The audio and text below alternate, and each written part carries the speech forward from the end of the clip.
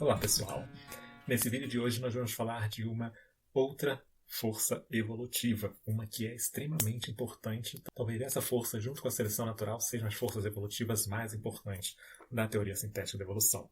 Ela se chama deriva genética. E o que significa? Bom, a deriva genética é um processo aleatório que tende a alterar as frequências alélicas de uma população. Lembrando sempre que população é o quê? É um grupo de organismos da mesma espécie que que vivem, né, numa mesma região e têm a possibilidade de cruzarem entre si, desde que sejam sexos biológicos opostos, claro. Então, a deriva genética é um processo aleatório que tende a alterar as frequências alélicas da população. Toda força evolutiva vai alterar a frequência alélica da população, mas a deriva genética realiza isso de forma aleatória. Pois é, algumas forças genéticas fazem a alteração aleatória, outras não, tá? Então, a seleção natural, vamos lembrar que é uma força evolutiva que reduz diversidade genética e não atua de forma aleatória. Ela atua desfavorecendo aqueles menos adaptados a um determinado ambiente e favorecendo aqueles mais adaptados. Não há aleatoriedade nisso, tá? Agora, a mutação, que existe um outro vídeo que eu acabei de fazer outro dia aqui no canal falando de mutação, a mutação é uma força evolutiva que aumenta a diversidade genética e ocorre de forma aleatória. Exatamente, a mutação ocorre de forma aleatória, gerando novos alelos ali. Você pode assistir o vídeo de mutação para ver mais detalhes. A deriva genética, ela, da mesma forma que a mutação, é uma força evolutiva que atua de forma aleatória. Mas ela não necessariamente aumenta, nem necessariamente diminui as frequências alélicas. A deriva genética pode fazer tanto uma coisa quanto outra. Mas qual que ela vai fazer, afinal? Como é que eu sei se ela vai aumentar ou vai diminuir? Você não sabe, justamente porque ela atua de forma aleatória, sem nenhuma regra, tá? Então, vamos lá ver como é que isso funciona. Mas ela não cria nunca nenhum alelo novo. Isso é função da mutação. A deriva genética vai alterar as frequências alélicas sem criar novos alelos. Vamos dar uma olhada nisso, né? Então, vamos lá. Bom destacar isso. A deriva genética não tem, portanto, relação com a adaptabilidade dos organismos ao ambiente em que eles vivem, ao contrário do que acontecia com a seleção natural. No caso da deriva genética, os sobreviventes do processo não são necessariamente aqueles mais adaptados.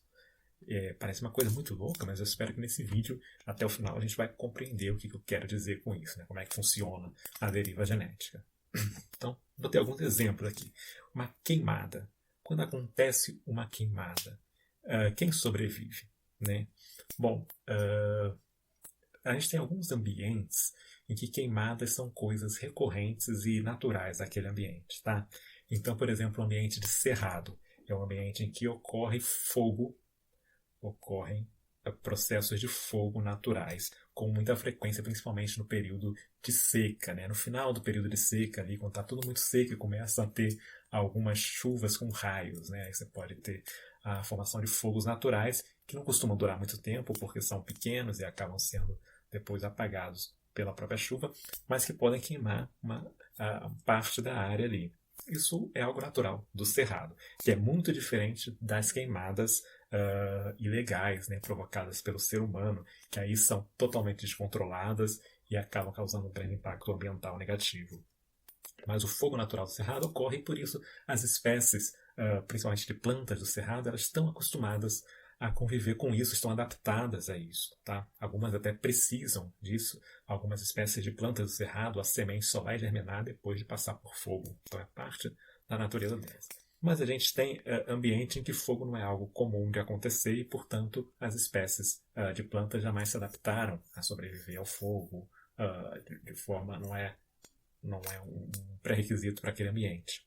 E aí imagina que vai lá o ser humano, tipo na Amazônia, que fogo não é uma coisa muito natural de ocorrer, e o ser humano provoca uma queimada artificial e ilegal na Amazônia.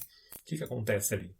Bom, aqueles organismos se adaptaram para aquele ambiente sem fogo, que inclusive é um ambiente bastante úmido, né?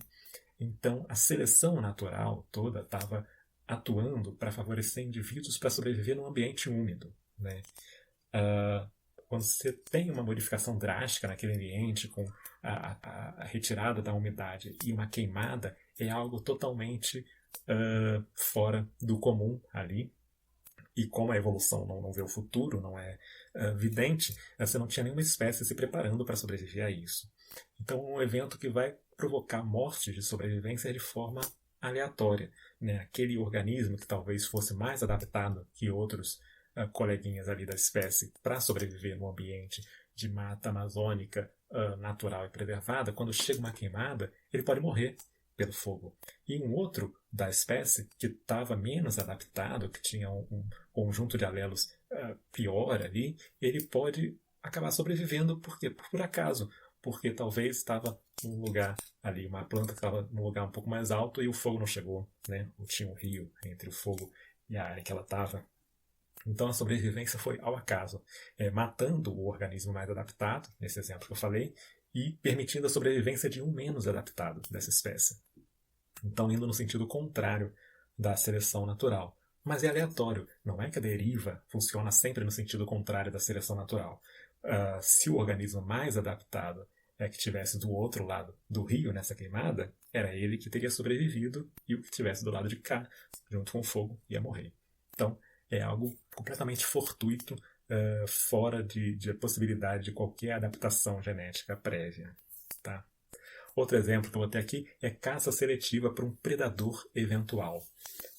Isso foi visto durante a época das grandes conquistas europeias, né? Das grandes invasões europeias em outras regiões do mundo, na época das navegações, porque os europeus levavam animais que eram comuns para eles na Europa, que eles utilizavam para comida ou para produção de fibras, né, de tecido, levavam para os lugares em que eles estavam invadindo. Então você teve muitos lugares, por exemplo, ali na Oceania, Indonésia, Oceania, de ilhas, que foram levados predadores que não existiam ali antes. Né? Então todos os animais da ilha nunca tinham se preparado, nunca tinham sofrido uma pressão evolutiva para se adaptar a fugir daquele predador. E quando aquele predador foi introduzido de forma artificial, por intermédio do ser humano, foi um desastre completo. Então, um organismo que estava muito bem adaptado, que tinha um conjunto de alelos, né, um conjunto genético que o favorecia em relação aos seus pares, pode ter sido morto por esse predador, porque simplesmente esse predador atuava de uma forma que era completamente incapaz de reagir, porque nunca tinha se adaptado àquilo. Né? E esse predador pode ser, inclusive, o ser humano. No seu processo de migração para colonizar praticamente todas as partes do mundo, o Homo sapiens, em cada lugar que ele chegava, era um predador novo, que nunca existia ali, e com uma ânsia enorme por caça. E você pode perceber que onde a espécie humana vai chegando, você vai tendo uma onda de extinção registrada no nosso registro arqueológico, né? Mostrando que o ser humano caçava de forma bastante predatória no início, principalmente quando chegava num lugar em que os animais não fugiam. Não fugiam por quê? Porque nunca tinham visto o ser humano e nunca se adaptaram, portanto, para fugir de quando vissem um ser humano. Então, chegavam em novos lugares e a caça era sempre muito fácil, até que aqueles que sobreviviam eram aqueles que tinham alguma tendência maior à fuga, né? Tem outros exemplos, grandes catástrofes eu coloquei ali. Uma grande catástrofe clássica, né, que está aí no cinema, nos livros e tudo mais, é a queda de meteoro que extinguiu os dinossauros. Bom, na época dos dinossauros havia uma pressão seletiva para que o organismo fosse maior. Né? Eles entraram numa quase que uma corrida armamentística da evolução. Né? Um predador maior conseguia caçar a presa com mais facilidade, aquelas que conseguiam sobreviver costumavam ser justamente as presas maiores, que conseguiam lutar mais por causa do seu tamanho. Então essa caça favorecia que as presas, os animais, né, que eles caçavam, fossem ficando maiores. E para conseguir continuar caçando, os predadores também precisavam ficar maiores, mais fortes, mais massivos. Né? Então havia uma tendência desses grandes répteis, que eram dinossauros, ficando cada vez maiores, ali alguns grupos deles. Como a gente sabe, né? Animais gigantescos. E para isso, um animal gigantesco precisa comer muito. Né? Um predador gigantesco e precisava comer justamente esses herbívoros gigantescos também. Os herbívoros gigantescos precisavam comer, por sua vez, bastante planta. E assim seguia o ritmo da evolução, quando os dinossauros dominavam a Terra até que caiu um meteoro. O meteoro é algo completamente imprevisível, ainda mais para animais que eram irracionais, né? Então, quando caiu um meteoro, e mais importante, totalmente imprevisível para o processo evolutivo. Então, quando caiu um meteoro, houve todo um abalo da base da cadeia alimentar, da base da produtividade primária do ambiente, porque os detritos erguidos pelo impacto bloquearam parte da luz solar que entrava pela atmosfera, reduzindo a capacidade de fotossíntese das plantas e assim reduzindo essa produtividade de material orgânico das plantas, diminuindo a disponibilidade de alimento para os herbívoros, que por sua vez passaram então a passar fome e muitos a morrer. Como eles morriam, muitos dos carnívoros também passavam fome por ter pouco herbívoro para comer. Né, e morriam também, mas antes de morrer, caçavam aqueles poucos herbívoros que ainda estavam encontrando comida. E isso levou a uma reação em cadeia que acabou com a extinção dos grandes dinossauros. Só os menores sobreviveram justamente porque tinham menores requisitos de gasto energético, de gasto calórico. Né? E foram esses que foram mais para frente dar origem às nossas aves de hoje. Mas, para o nosso tema aqui, o que é relevante é a queda do meteoro foi um evento aleatório. E os seres que sobreviveram não necessariamente carregavam alelos mais adaptados para a sobrevivência, né? Porque seus organismos estavam se adaptando para sobreviver àquele ambiente ali do período deles, não se adaptando para sobreviver à queda do meteoro. Né? Então, algo imprevisível, criando ali uma sobrevivência aleatória, que não necessariamente era dos organismos mais adaptados. Outro exemplo que eu ponho é a impossibilidade de participação em um evento reprodutivo.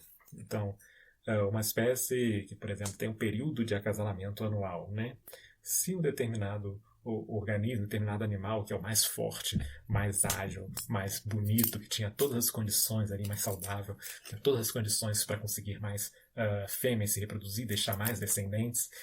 Bom, se de repente cai uma pedra, ele escorrega, quebra a perna, ele pode simplesmente estar ferido e incapacitado de participar do evento reprodutivo e, portanto, impossibilitado de deixar descendentes, embora carregue um conjunto de alelos que seria o mais favorável para o ambiente. Tá? Isso pode acontecer, inclusive, de forma artificial, né? Quando um criador de gado, por exemplo, compra lá o esperma de um touro reprodutor com genes melhores, né, para a produção de carne, por exemplo, e vai usar para inseminação artificial das suas vaquinhas, mas ele está produzindo vacas para corte. Então, os bois que nascem disso, eles carregam esses genes melhores e tal, mas normalmente eles vão ser ali castrados, porque eles não vão ser destinados à reprodução, eles vão ser destinados ao corte. E ao ser castrado, pronto, nunca vão poder participar de um evento reprodutivo, nunca poderão passar esses genes adiante, ainda que sejam genes muito bons. Então, outro exemplo em que a deriva genética vai estar atuando aí. Eu dei vários exemplos bastante drásticos de deriva genética, mas a verdade é que ela está atuando o tempo todo em casos fortuitos que acabam prejudicando a capacidade de sucesso reprodutivo de indivíduos independente da qualidade do conjunto de alelos que eles carregam. Então, esse é um exemplozinho aqui divertido. Olha, um monte de insetozinho ali, com coresinhas azuis e vermelhas, tá? Na mesma proporção, 5 de cada ali no início, né? E vamos supor que não existisse nenhuma diferença de adaptação nessas cores, né? A mesma capacidade de sobrevivência dos azuis e dos vermelhos. Mas chega lá um ser humano, espírito de porco, com esse mata-mosquitozinho e bate assim, sem nem olhar o que ele está batendo. Bate, o que pegar, pegou. E por acaso pegou mais azul, ó. Matou 4 dos azuis, só sobrou 1. Depois, na próxima geração, supondo que cada um deles teve 2 filhotinhos, né? Supondo, é um caso hipotético, né? Em que a gente pode considerar até que a reprodução é assexuada. Bom, na próxima geração, a relação é de 10:2, porque um evento totalmente aleatório, que foi um cara ir lá matar alguns deles, sem escolher, acabou alterando as frequências alérgicas de forma totalmente desconectada com a questão da seleção natural, com a questão da adaptabilidade.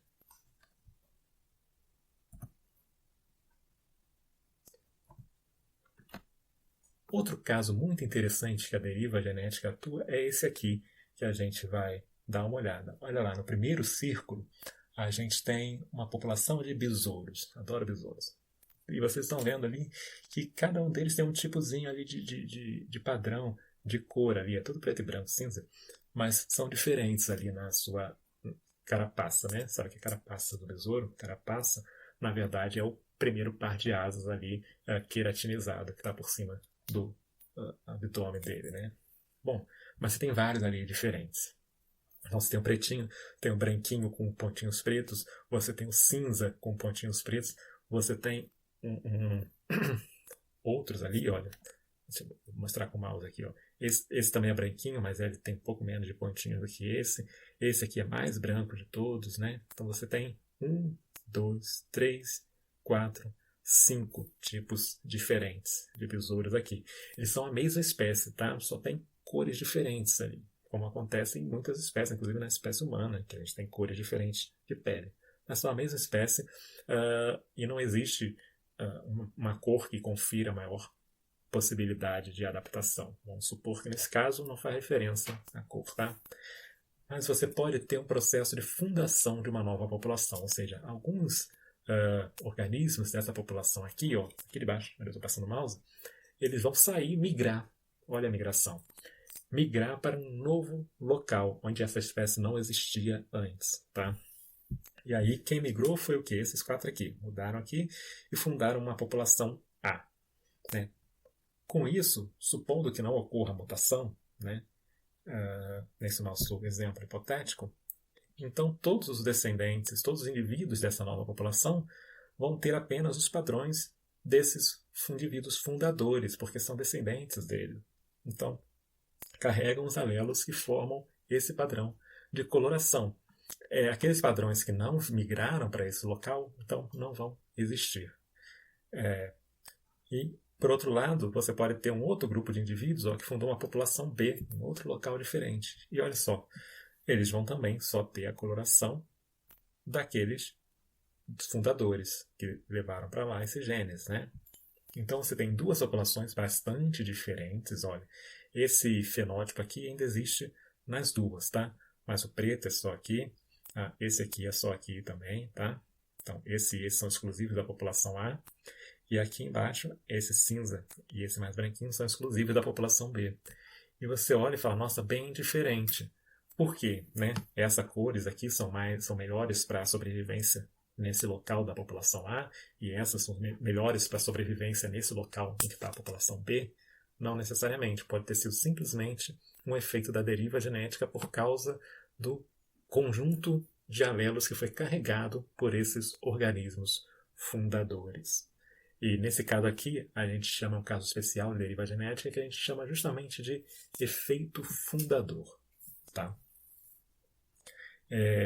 E às vezes, se a população original desaparece por algum motivo qualquer, às vezes quando a gente vai olhar na natureza e ver essas 2 populações tão diferentes, a gente pode a princípio achar até que são espécies diferentes e ter que ir fazer um estudo mais detalhado, experimental no laboratório, tentar botar besouros, né, das 2 populações para ver se eles conseguem se reproduzir, se são a mesma espécie, ou até um estudo genético para descobrir que é uma espécie só, né? Então, o efeito fundador é um tipo de deriva genética. E a gente tem aí o efeito fundador. E um outro tipo especial de deriva genética é o efeito gargalo. O efeito gargalo, gente, pensa numa garrafa que se vira de cabeça para baixo. Eu não tenho garrafa aqui, mas eu tenho o colete. Mas tem o mesmo formato de uma garrafa, né? Tem essa parte, esse pescocinho aqui, que seria tipo o gargalo da garrafa. Então, pensa que você vira uma garrafa de cabeça para baixo, e essa garrafa está cheia de moedinhas. Só algumas vão cair por esse gargalo, o resto ficou preso lá. É daí que vem essa ideia do efeito gargalo, tá bom? O que acontece com o efeito gargalo é quando, por acaso, algum episódio, né, catastrófico, não precisa ser a nível global, pode ser a nível local, e mata a maior parte dos organismos de uma determinada população de forma aleatória, sem nenhuma relação com a adaptação. E aqueles que vivem vão efetivamente funcionar como fundadores de uma nova população, no mesmo local, não mudaram de local. Mas a partir daquele momento, todos os indivíduos daquela espécie nesse local, dessa população, são descendentes apenas desses sobreviventes, né? E isso, então, faz com que eles tenham um conjunto de alelos bastante diferente do que a população tinha anteriormente. Isso a gente pode pensar num exemplo do caso de catástrofe que eu já citei antes, né? Então, uma queimada ali artificial, né, predatória, algum indivíduo que sobreviveu por acaso, ele vai ser aquele que vai deixar, né, poucos indivíduos ali, que vão deixar os descendentes para recuperar a população, e ela vai ter então frequências alélicas, frequências genotípicas bastante diferentes do que a população possuía antes. Outro exemplo que a gente pode pensar é pesca predatória com rede de arrasto, né? Passa a rede ali e é aleatório, né? O peixe não é adaptado para sobreviver à rede, né? Alguns vão ser pegos, outros sobraram. Às vezes sobrou aquele que era menorzinho, mais fraquinho, e acabou passando pela malha da rede, né? Não era mais adaptado, mas ele que conseguiu escapar por acaso. E ele que vai deixar descendentes para continuar aquela população. Então esse é um efeito gargalo que está ligado à deriva genética de uma sobrevivência aleatória. Então, em resumo, enquanto a seleção natural, nosso companheiro Rambo aqui, é daquele organismo mais porreta, sabe? Mais capaz, mais adaptado à sobrevivência, mais adaptado ao sucesso reprodutivo, a deriva genética é a sobrevivência pela sorte, digamos assim. Que talvez o cara não fosse o mais adaptado, talvez não fosse o organismo ali da espécie com genes melhores, mas deu sorte, né? Então, essa é a grande diferença entre seleção natural e deriva genética. Então, a deriva genética é uma flutuação estocástica, ou seja, aleatória, tá? Estocástica e aleatória são sinônimos. Flutuação estocástica de frequências alélicas, é a sobrevivência por sorte. Pode ser que o sobrevivente não seja o fenótipo mais bem adaptado ao local. Enquanto a seleção natural é uma mudança direcionada das frequências alélicas, não é aleatória.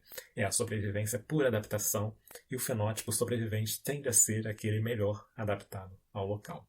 Está aí um quadrinho de diferença entre deriva e seleção.